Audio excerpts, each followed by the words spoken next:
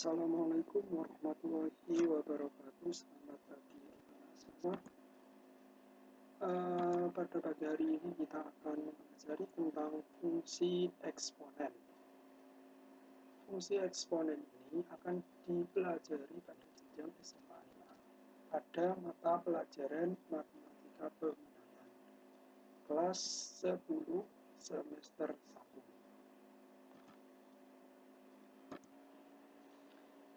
Nah, ini data saya. Ketemu lagi dengan Pak Fawid Mafari. Kita lanjut lagi. Pada pembelajaran hari ini kita akan mempelajari tentang indikatornya, yaitu 1. Menjelaskan fungsi eksponen. Yang kedua, mengidentifikasi sifat-sifat fungsi eksponen. Eksponen ya, nggak pakai asas. Yang ketiga, menggambar grafik fungsi eksponen. Apa sih manfaat dari mempelajari eksponen ini? Yang pertama, untuk mengetahui pertumbuhan penduduk. Biasanya pertumbuhan penduduk yang semakin cepat biasanya menggunakan fungsi eksponen. Yang kedua, mempelajari tentang pertumbuhan suku bunga. Suku bunga biasanya berkaitan dengan pangkat, dan semakin besar pangkatnya, maka jumlah kelipatannya akan semakin besar. Yang ketiga, fungsi eksponen ini akan menjadi dasar untuk mempelajari fungsi logaritma. Yang terakhir, sebagai cara untuk menentukan peluruan atau penyusutan suatu nilai. Nah, ini ada biodata salah satu ilmuwan. Dia adalah namanya John Napier. Dia belajar matematika sebagai suatu hobi. Awal penemuannya tentang logaritma sampai menemukan istilah deret dari pangkat yang terus meningkat, sampai akhirnya hasilnya mendekati yang selisihnya sangat kecil sekali, atau mendekati 0 gitu ya, tapi nggak pernah sampai ke 0. Nah, apa sih yang bisa kita pelajari dari beliau? Intinya, kita belajar bukan menjadi suatu beban, tapi suatu sehingga bisa menghasilkan suatu karya yang berguna untuk orang lain suatu saat nanti. Nah, mari kita ingat kembali materi prasyarat untuk materi hari ini. Yang pertama, kita harus tahu sifat-sifat eksponen. Nah, sifat-sifat eksponen ini sebenarnya kalian sudah mempelajari sejak SMP. Tapi Bapak ingatkan kembali agar kalian ingat. Nah, misalkan jika A dan B itu bilangan real. Bilangan real itu ya bisa bilangan asli, bisa bilangan pecahan, bisa bilangan akar. Dengan P dan Q bilangan rasional. Nah, bilangan rasional bilangan yang bisa dinyatakan dalam bentuk pecahan. Maka berlaku yang pertama, A pangkat B dikali A pangkat Q itu akan sama dengan A pangkat B ditambah Q. Jadi pangkatnya saling menambah ya. Yang kedua, A pangkat B dibagi A pangkat Q, atau bisa kita tuliskan A pangkat B per A pangkat Q, nanti akan sama dengan A pangkat B dikurangi Q. Yang ketiga, A kali B dipangkatkan P nanti akan menjadi A pangkat B dikali dengan A pangkat B. Nah, makanya jadi sendiri-sendiri ya. Selanjutnya, A per B dipangkatkan P itu akan sama dengan A pangkat B dibagi dengan A pangkat Q. Ini juga sama, pernya tetap, pangkatnya nanti menjadi sendiri-sendiri A pangkat B, yang bawah A pangkat I.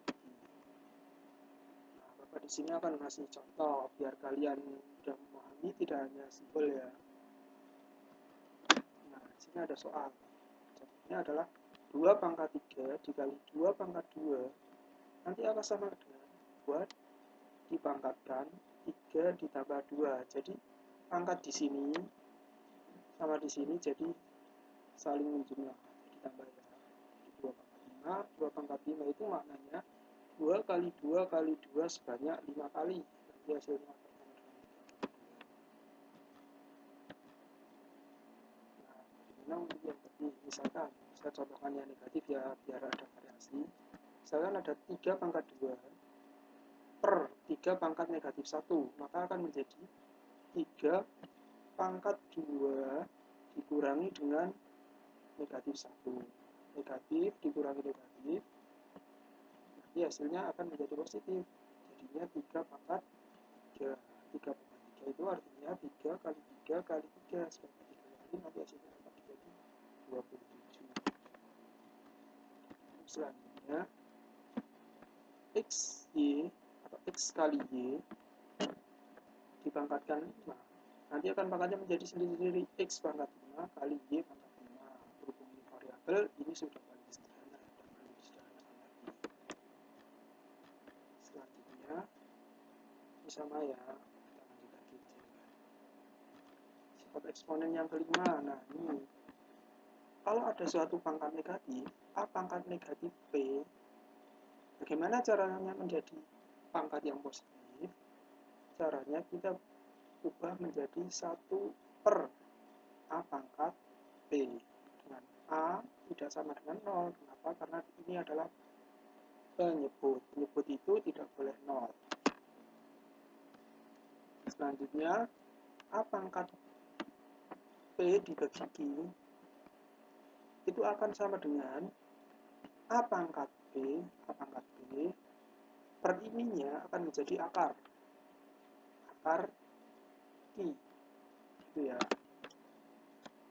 Nah, ini juga sama, ini akan menjadi sendiri-sendiri akarnya, dengan akarnya adalah P.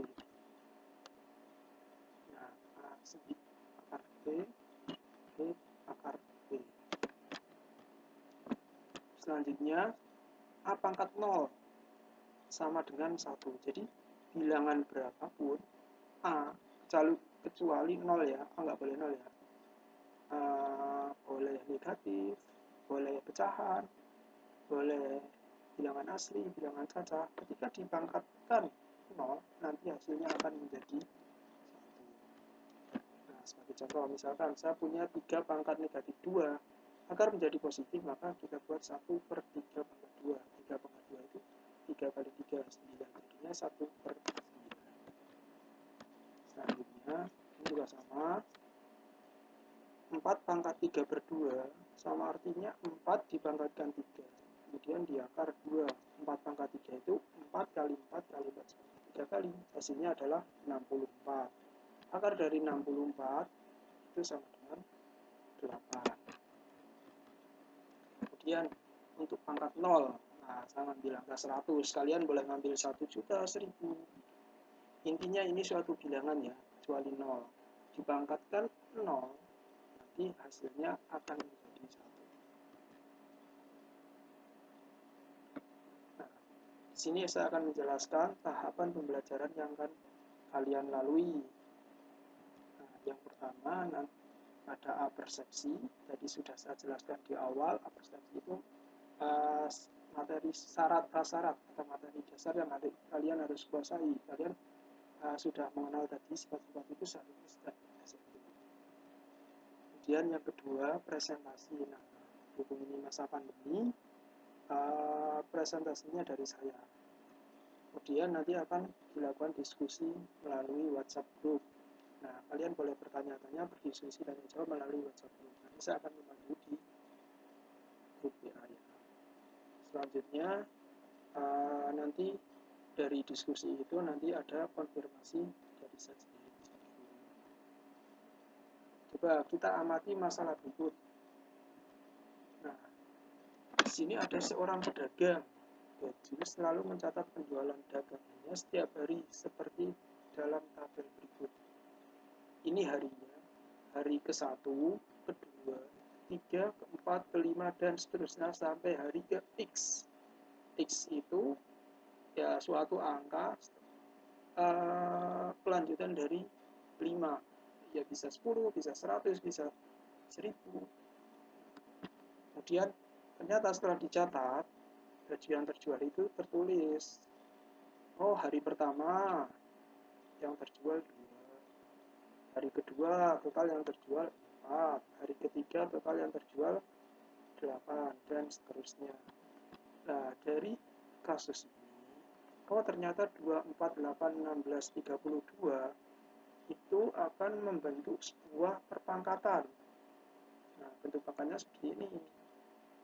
Oh, 2 itu diperoleh dari 2 pangkat 1, 4 diperoleh dari 2 pangkat 2, 8 diperoleh dari 2 pangkat 3, 16 diperoleh 2 pangkat 4. Nah, kalian akan menemukan bentuk pangkat ini, ya kalian harus kreatif mungkin membaca pola dari 2, 4, 8, 16, dan seterusnya.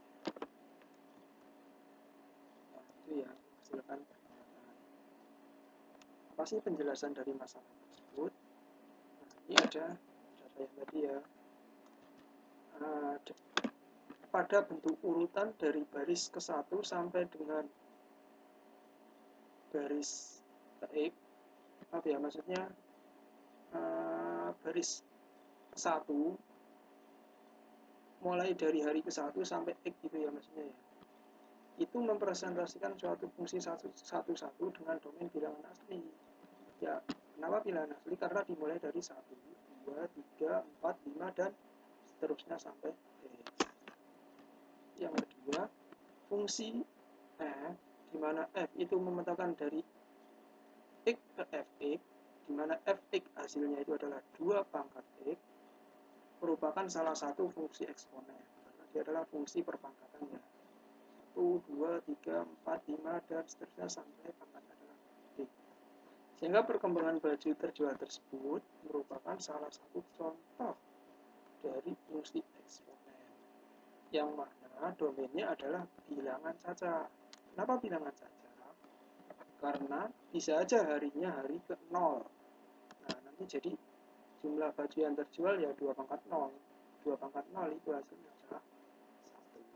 Jadi hari 0 itu ada, tapi kalau hari negatif itu enggak ada. Makanya di domainnya adalah bilangan saja. Bilangan saja itu bilangan yang dimulai dari 0, 1, 2, 3, 4, 5, dan seterusnya. Apa sih pengertian dari fungsi eksponen itu? Fungsi eksponen itu adalah fungsi dengan bilangan pokok atau basis yang mempunyai bentuk umum seperti ini. F, di mana F memetakan X ke K, A, X, A pangkat X ya. Atau bisa dituliskan dalam bentuk fungsinya itu Y sama dengan Fx sama dengan K kali A pangkat X, gitu ya. Nah, ini penjelasannya yang perlu diperhatikan. Yang pertama, Y sama dengan Fx sama dengan A pangkat X disebut rumus aturan untuk fungsi eksponen baku atau standar. Jadi sebenarnya fungsi eksponen standarnya adalah A pangkat X. Walaupun di sini ada K, tapi kan K-nya kalau nggak ada ya berarti di sini K-nya 1. 1 kali berapapun kan bilangan itu sendiri. Makanya di sini K-nya sebenarnya ada angka 1, cuman nggak ditulis.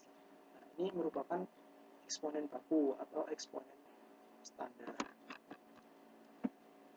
Yang kedua, K itu disebut konstanta.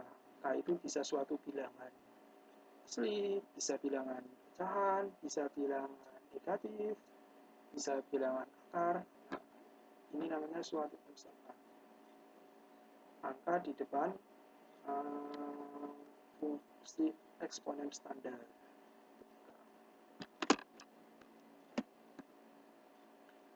Nah, ini yang anak-anak perlu diingat.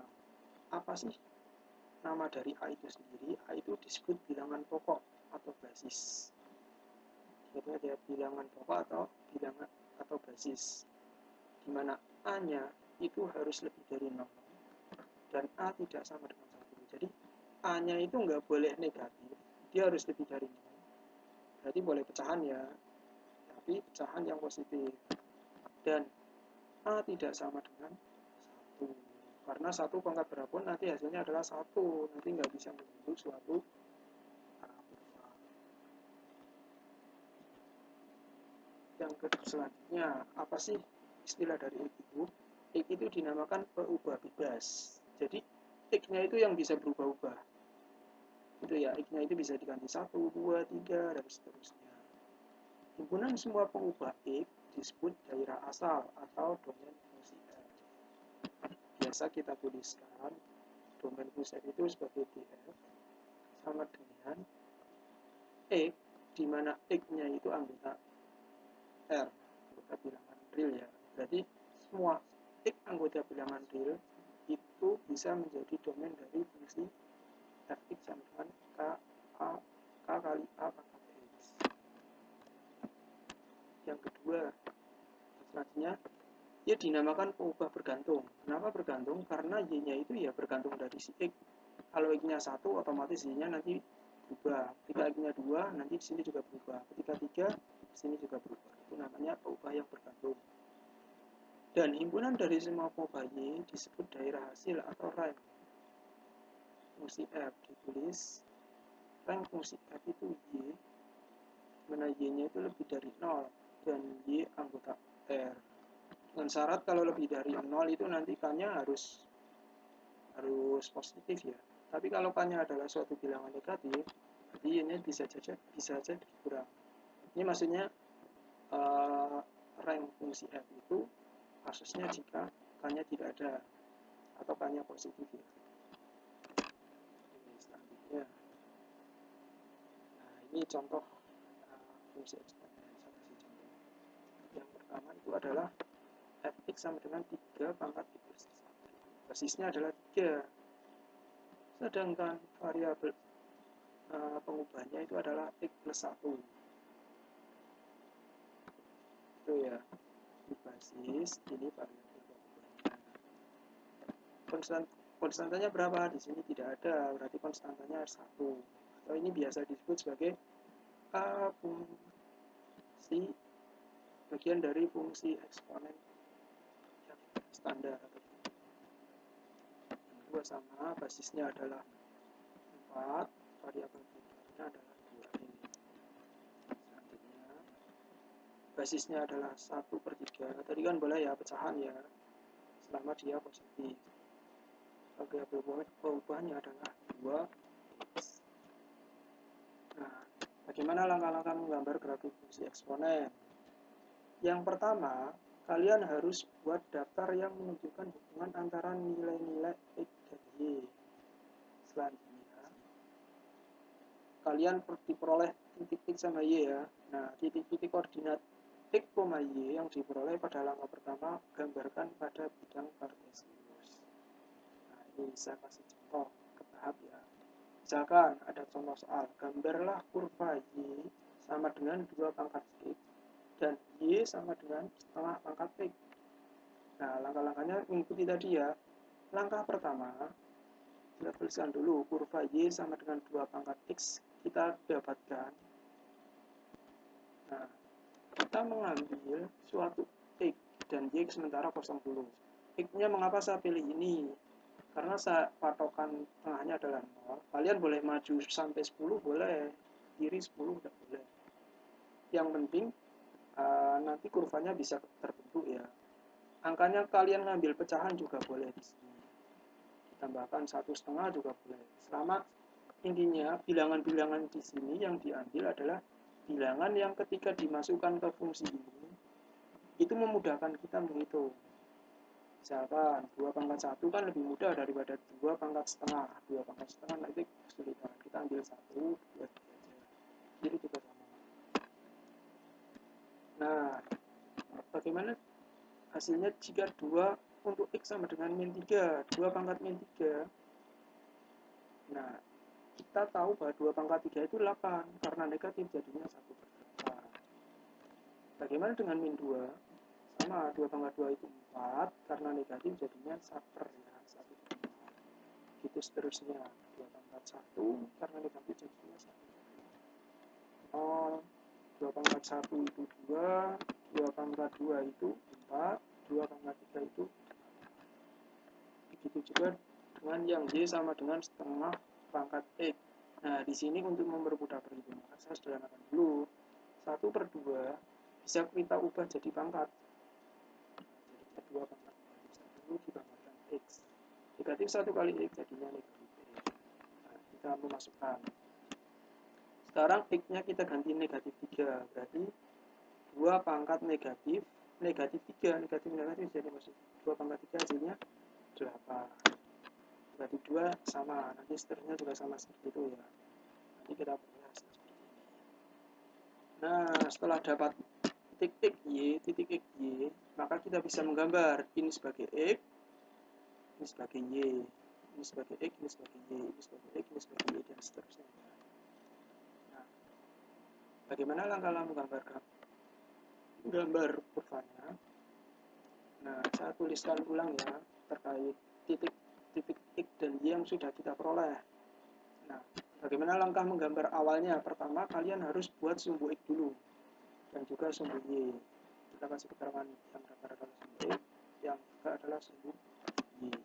Bagaimana selanjutnya? Nah, yang pertama kalian lihat, sini adalah titik X-nya negatif 3, sini adalah 1/8. Nah, untuk memasukkan angka-angka ini, kalau sudah membuat sumbu X dan sumbu Y, kita masukkan dulu angka-angkanya. Ya, dimasukkan angka ya urut ya, ke kanan 0, 1, 2, 3, 4, dan seterusnya. Boleh diisi. Ke kiri negatif, ke atas positif, ke bawah negatif juga ya. Selanjutnya ini kalian cek. Ketika X-nya negatif 3, Y-nya adalah 1/8. Kita tarik negatif 3, maka Y-nya 1/8. Berarti di sini ya, kan 1/8 kan positif, nggak mungkin ke bawah, ke atas ya. Dan 1/8 itu kan di bawahnya 1 di sini ya. Nah, nanti ini sama ini ketemu di titik di sini. Ketika negatif 2 hasilnya 1/4. Nah, naik lagi dikit. Ketika negatif 1 hasilnya adalah setengah ya. Berarti sekitaran di sini. Nah, ketika 0 hasilnya adalah 1. Kita masukkan berarti di sini ya. Nah, ketika 1 hasilnya adalah 2 ya. Ketika X-nya 1, maka Y-nya adalah 2. Kita masukkan. Ketika 1, maka Y-nya adalah 2. Kita masukkan. Ketika 2, 4. Ketika 3, hasilnya adalah 8. Nah, dari titik-titik ini kalian sudah setengah jalan. Kalian sudah 50% yang bisa menambah. Nah, setelah dapat titik ini, kalian bisa membuat kurvanya dengan menghubungkan titik-titik tersebut. Dan untuk yang bagian-bagian ini kalian teruskan saja ke atas, yang bagian bawah teruskan saja. Nah, ini diteruskan ke atas. Ini kalian teruskan saja tidak apa-apa, tapi jangan sampai menyentuh sumbu X, kan tidak boleh. Hasil dari fungsinya nggak boleh 0, harus lebih dari 0. Ini tuh mau menyentuh tapi tidak sampai menyentuh. Nah, baru kita tuliskan fungsinya. Nah, yang kedua, ini tabel yang kedua ya. Saya tulis saat tampilkan ulang agar kalian mudah mengetahuinya. X-nya ketika negatif 3, maka Y-nya 8. Kita masukkan negatif 3, maka cari Y ke atas terus sampai ketemu 8. Oh, di sini. Nah, dapat 1 titik. Ketika negatif 2, ini adalah 4. Ketika negatif 1, 2. Ketika 0, 1. Nah, ini numpuk. Ketika 1, oh ternyata setengah. Ini kurang ke sini. Ini hanya memudahkan kalian agar tahapan ini saya buat agar kalian mudah memahami cara membuat grafik secara benar. Selanjutnya ketika 2 adalah 4, ketika 3 adalah 8 lebih bawah lagi ya. Setelah ini kalian bisa membuat garis kurvanya ya.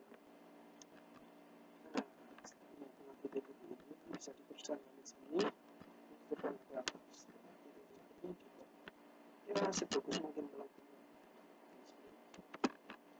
Nah, setelah itu jangan lupa tuliskan fungsinya di sini. Nah, dari gambar tadi ini sambil yang lebih bagus gambarnya ya. Kalau tadi kan berproses, kalau ini yang sudah jadi pakai aplikasinya. Nah, dengan memperhatikan gambar di atas, terlihat bahwa yang pertama, domain kedua fungsi adalah himpunan semua bilangan real. Benar tidak? X7 nanti ada hasilnya, X6 ada hasilnya, X5 ada hasilnya, X-2 ada hasilnya, negatif 1 ada hasilnya. Jika X-1 di sini juga ada hasilnya, jika 2 ada hasilnya, seterusnya. Jadi domainnya itu daerah domain fungsi f itu X, di mana X anggota R, artinya semua X yang ada di R itu memenuhi. Atau bisa dituliskan batasnya adalah ke kiri sampai negatif 3, kanan sampai 3. Selanjutnya, hanya itu berupa himpunan semua bilangan real positif. Rank fungsi F biasa dituliskan rank fungsi F itu Y, di mana Y-nya itu harus lebih dari Y, anggota bilangan real. Ya, ini dari 0 ke atas. Maaf, ini itu maksudnya 0 nggak masuk ya, harusnya bolong atau berlubang, artinya 0-nya nggak masuk. Itu ya, dari batas 0 yang nggak masuk sampai ke atas, atau bisa dikatakan bilangan positif di bilangan-bilangan pada sumbu Y di atas sumbu X.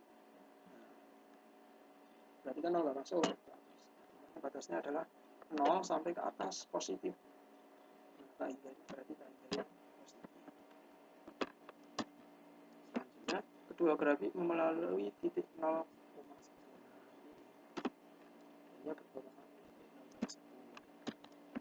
selanjutnya, kurva mempunyai asimptot datar, yaitu garis yang didekati fungsi tapi tidak akan berpotongan dengan fungsi, yaitu sumbu X atau garis Y sama dengan 0. Nah, garisnya adalah ini, kurang atas. Garisnya adalah ini. Garis ini pada sumbu X, atau bisa dikatakan Y sama dengan 0 karena dia memotong sumbu Y di Y sama dengan 0. Nah, garis ini tidak akan pernah menyentuh garis yang biru ini, garis biru yang di atasnya. Ini harusnya tidak sampai menyentuh. Karena bilangannya kecil banget ya mendekati, tapi nggak bakalan sampai yang di kiri, yang di kanan juga sama. Selanjutnya, dua grafik simetris terhadap sumbu ini. Ini simetris. Ketika ini garis merah ini, kurva yang merah ini dicerminkan terhadap sumbu Y, maka hasilnya akan menghasilkan kurva yang berwarna biru ini. Itu dikatakan simetris. Selanjutnya, grafik fx sama dengan 2 pangkat x merupakan grafik yang monoton. Saya ilustrasikan seperti ini. Coba perhatikan grafik yang warna biru, yang fx sama dengan 2 pangkat x. Nah, dia grafiknya berjalan dari kiri ke kanan itu naik. Saya ulangi. Dia grafiknya naik ya, dari kiri ke kanan dia grafiknya naik, makanya grafiknya dikatakan monoton naik. Sedangkan grafik yang setengah merupakan grafik yang monoton turun. Nah, ini dari kiri ke kanan cenderung turun. Dia cenderung turun, makanya grafiknya monoton turun. Dan keduanya berada di atas sumbu E. Nilai fungsinya senantiasa positif. Nah, kedua kurva ini sama ini itu keduanya berada di atas sumbu X. Artinya hasilnya adalah positif. Nah, ini adalah satu pesan. Hanya karena sesuatu berbeda bukan berarti kamu tidak boleh mencoba. Hanya saja kamu harus mencoba lebih keras lagi. Terima kasih dari Bapak ucapkan. Selamat belajar, semoga mudah dipahami, dan jika nanti ada yang kurang paham bisa ditanyakan. Bapak akhiri, Assalamualaikum warahmatullahi wabarakatuh.